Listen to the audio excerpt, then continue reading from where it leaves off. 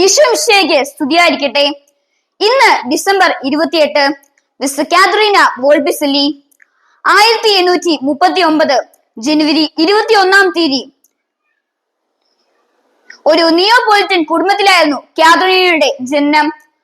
ഉത്തമമായ കത്തോലിക്ക വിശ്വാസം അവൾക്ക് നൽകുവാൻ മാതാപിതാക്കൾ പ്രത്യേകം ശ്രദ്ധിച്ചിരുന്നു. ഈശോയുടെ സ്നേഹം ഹൃദയങ്ങളിലും കുടുംബങ്ങളിലും സമൂഹങ്ങളിലും പുനരുദ്ധരിക്കാൻ വേണ്ടി അപ്പസ്തോലിക പ്രവർത്തനങ്ങളിൽ ഏർപ്പെടാൻ കാതറീന ചിന്തിച്ചു തുടങ്ങി. സഹപ്രവർത്തനോട് ചേർന്ന് 1874 ജൂലൈ 1 തീയതി സെർവന്റ് ഓഫ് സെക്രട്ട് ഹാർട്ടിന്റെ പുതിയ സഭ കാതറീന സ്ഥാപിച്ചു. നേപ്പിൾസിലെ മെത്രാപോലിത്തായുടെയും ലിയോ 13 മാർപ്പാപ്പയുടെയും അംഗീകാരം അധികം വൈകാതെ സഭയ്ക്ക് ലഭിച്ചു. പിന്നീട് ഒരു ഗ്രന്ഥശാലയും നേപ്പിൾസിൽ തുടങ്ങി. സഭാംഗങ്ങൾ കോളറ ബാധിച്ചവരെ ശുശ്രൂഷിച്ചത് വഴി പ്രശസ്തരായി.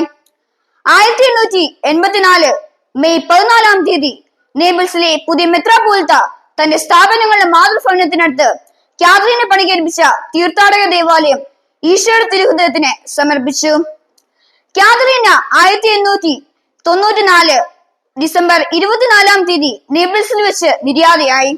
2009 ഏപ്രിൽ 26 തീയതി മിസ്റ്റർ ബെനഡിക്ട് 16 മാർപ്പാപ്പ കാതറീനെ വിശുദ്ധരുടെ പട്ടികയിൽ ചേർത്തു. നന്ദി.